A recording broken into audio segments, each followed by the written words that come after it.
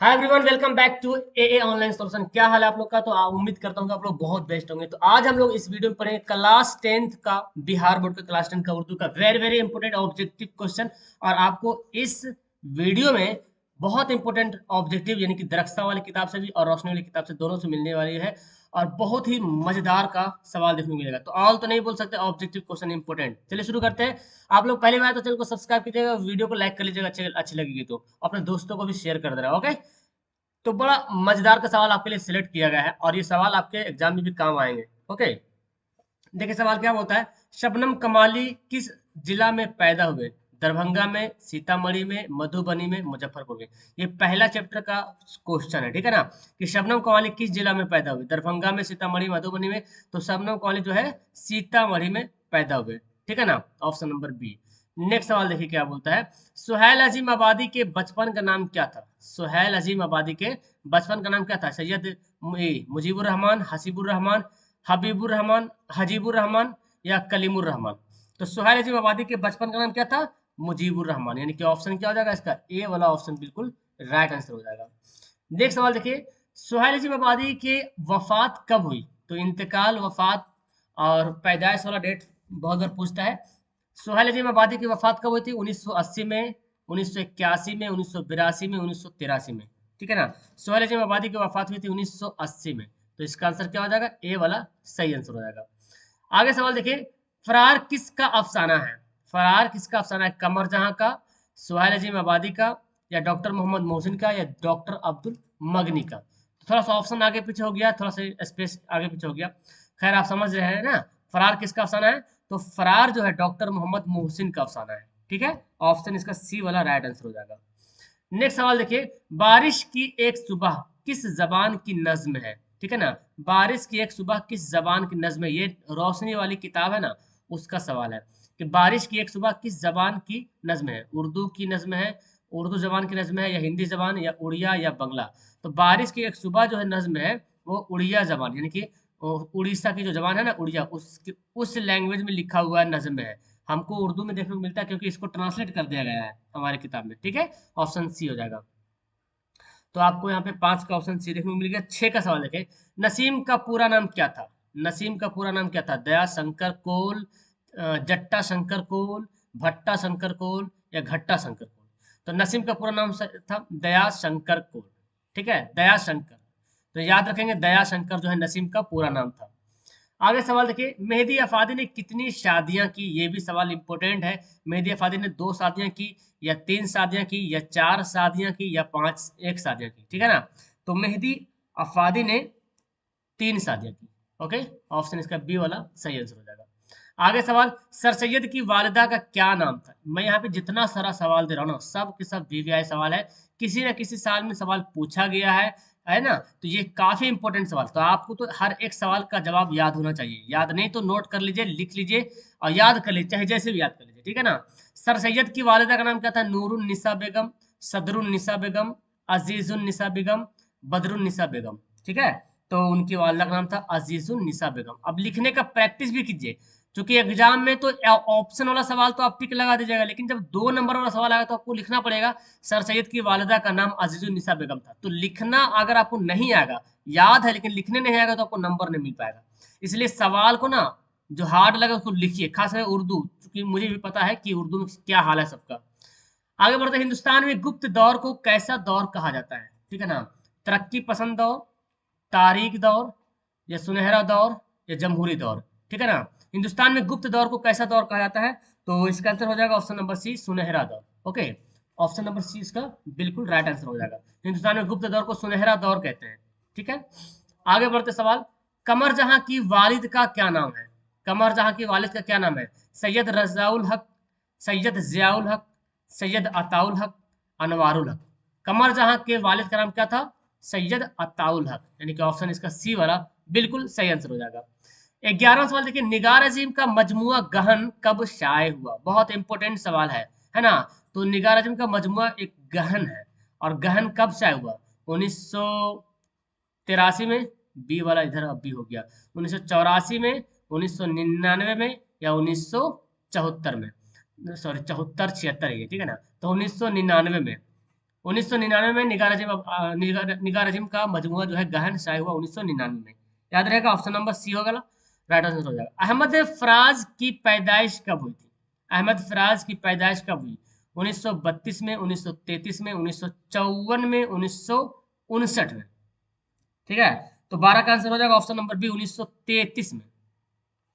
ठीक है ना, 1933 में अहमद फराज की पैदाइश हुई थी। आगे है अफसाना अर्जुन के मुसन्निफ कौन है? देखिए ये भी रोशनी वाली किताब से सवाल है कि अफसाना अर्जुन जो है उसके मुसन्निफ कौन है, लिखने वाले कौन है? महाश्वेता देवी, पन्नालाल पटेल, हरि मोहन झा, यू आर अनंत मूर्ति। सवाल आपको रोशनी वाली किताब से इस टाइप का सवाल ज्यादा पूछता है कि इसका राइटर कौन है। ठीक है ना, तो अफसाना जो अर्जुन है उसके लिखने वाले कौन हो जाएंगे? इसका आंसर हो जाएगा ऑप्शन है, अफसाना अर्जुन है ना, तो इसका महाश्वेता देवी हो जाएगा। ठीक है ना, 13 का आंसर एक हो जाएगा। पन्नालाल पटेल जो है वातिर के किनारे एक है ना अफसाना, वातिर के किनारे उसका राइटर है। हरि मोहन झा अंग्रेजिया बाबू, ठीक है ना, अंग्रेजिया बाबू का राइटर है। और यू आर अनंत मूर्ति सूरज का घोड़ा। ठीक है, सूरज का घोड़ा, तो ये याद कर लीजिएगा आप, सवाल बहुत पूछता है ऐसा वाला। उर्दू की पहली मसनवी कौन है? शहरुल बयां, कदम राव, पदम राव, कदम राव रे होगा, ठीक, कदम राव, पदम राव, जहर इश्क, फरेब इश्क। तो बताए क्या हो जाएगा? उर्दू की पहली मसनवी कौन है? कदम राव, पदम राव। और ये सवाल बहुत ज्यादा इंपॉर्टेंट है, बहुत बार पूछा गया। ठीक है, नेक्स्ट सवाल है गजल के आखिरी शेर को क्या कहते हैं? ये सवाल, ऐसा सवाल तो हर हाल में आता है, हर हाल में, हर साल आएगा, हर हाल में आएगा। मतला, मक्ता, हुस्न मतला या रदीफ। गजल के आखिरी शेर, उस शेर को मक्ता का शेर कहते हैं, जिसमें शायर अपने छोटा सा नाम यूज करता है। और गजल के पहले शेर को जो है मतला का शेर कहते हैं। ठीक है, तो ये दोनों पॉइंट ज्यादा इंपॉर्टेंट है। बाल ज्ञान कांग्रेस 2008 में भारत के किस शहर में मुनक्किद हुआ था? बाल ज्ञान कांग्रेस कॉन्फ्रेंस हुआ था 2008 में, कहाँ हुआ था? पूना में हुआ था, या शिमला में, या दीमापुर में, या विशाखापट्टनम में? तो याद कीजिएगा दीमापुर में हुआ था। ठीक है ना, बाल ज्ञान कांग्रेस 2008 में दीमापुर में हुआ था। तो इसका 16 है ना, 16 का आंसर हो गया ऑप्शन नंबर सी। नेक्स्ट पढ़ते हैं, अदब की पहचान किस तरह का मजमून है? देखिए बहुत अच्छा सवाल है। अदब की पहचान किस तरह का मजमून है? इस्तिलाही मजमून है, तनकीदी मजमून है, सियासी मजमून है, या तारीखी मजमून है? तो अदब की पहचान जो है वो तनकीदी मजमून है। कौन सा मजमून है? तनकीदी मजमून है। 18 सवाल देखिए, दर्ज झेल में अब्दुल मगनी की किताब कौन है?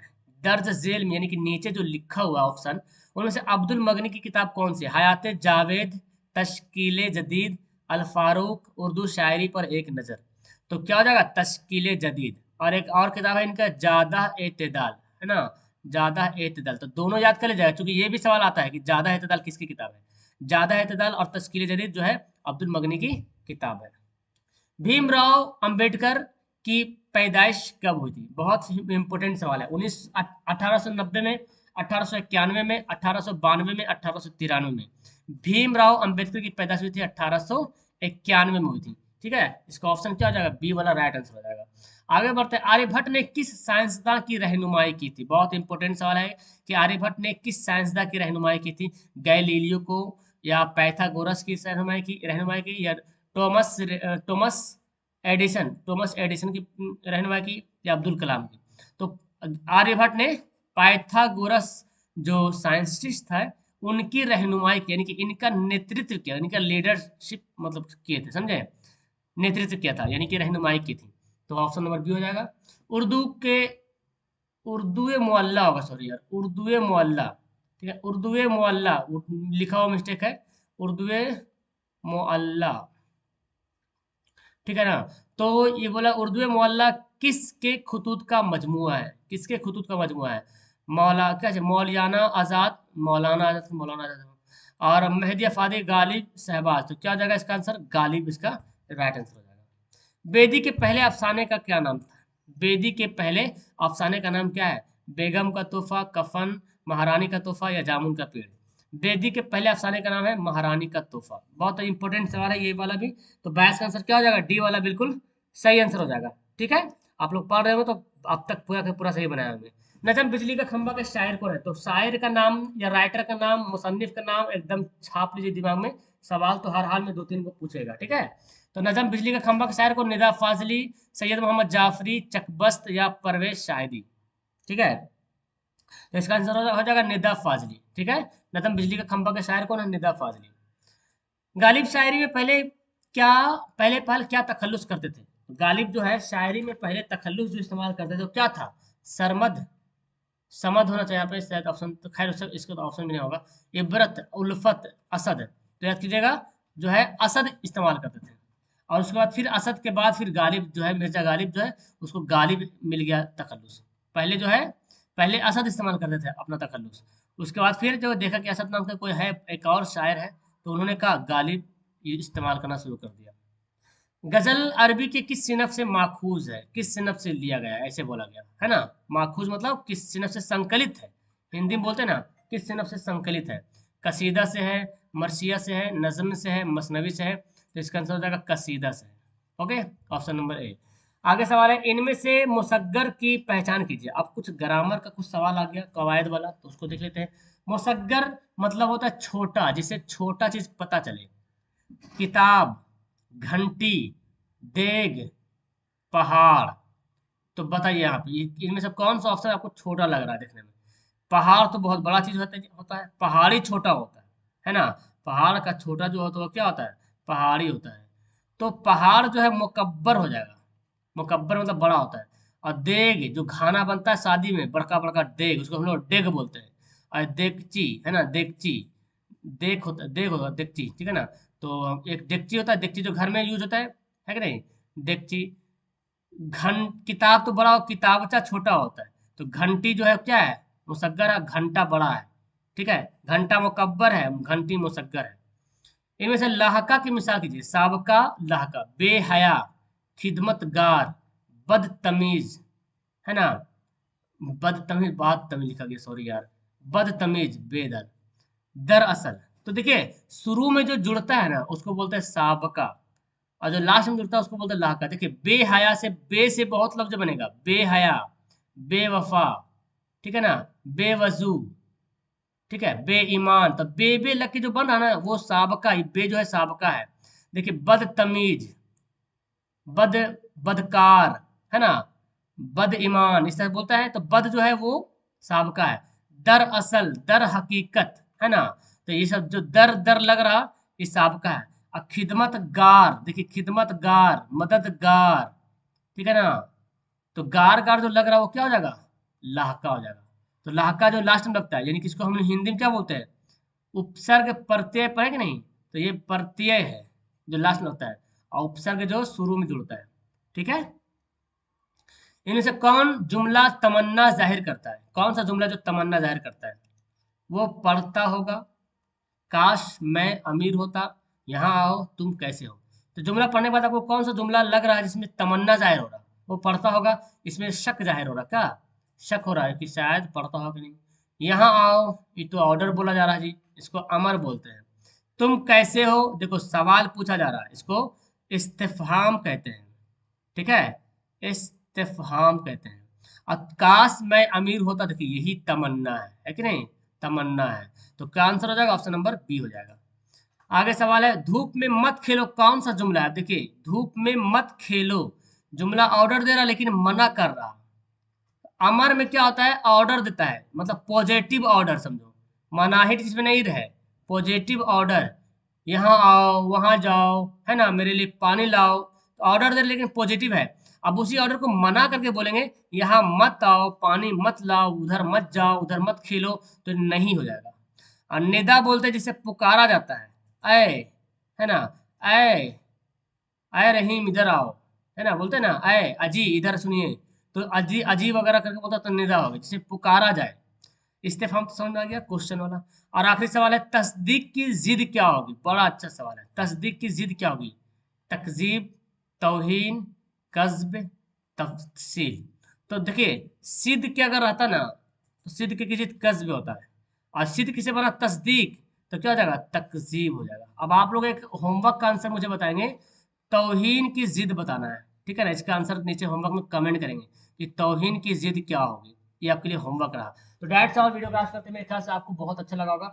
ओके, तो आप लोग इस तरह से चैनल पे जुड़े रहे और चैनल को सब्सक्राइब कर लीजिए जिन्होंने सब्सक्राइब नहीं कर रखा। आपके लिए बहुत इंपॉर्टेंट वीडियो मिलती रहेगी, इंपॉर्टेंट क्वेश्चन मिलते रहेगा। वीडियो को लाइक कर दीजिएगा, दोस्तों को शेयर करिए, अपने दोस्तों को जरूर शेयर कीजिए ताकि उसको भी लगे कि जो आपने पढ़ा वो भी पढ़ा, जलन नहीं होना चाहिए, ठीक है ना। आप जो पढ़े उसको भी पढ़ाइए और उसको भी सेंड कीजिए, कुछ तो पढ़ेगा। ओके, दैट्स ऑल, आप लोग अपने दोस्तों को शेयर करना। ओके बाय, मिलते हैं किसी और नए वीडियो के साथ। Okay bye.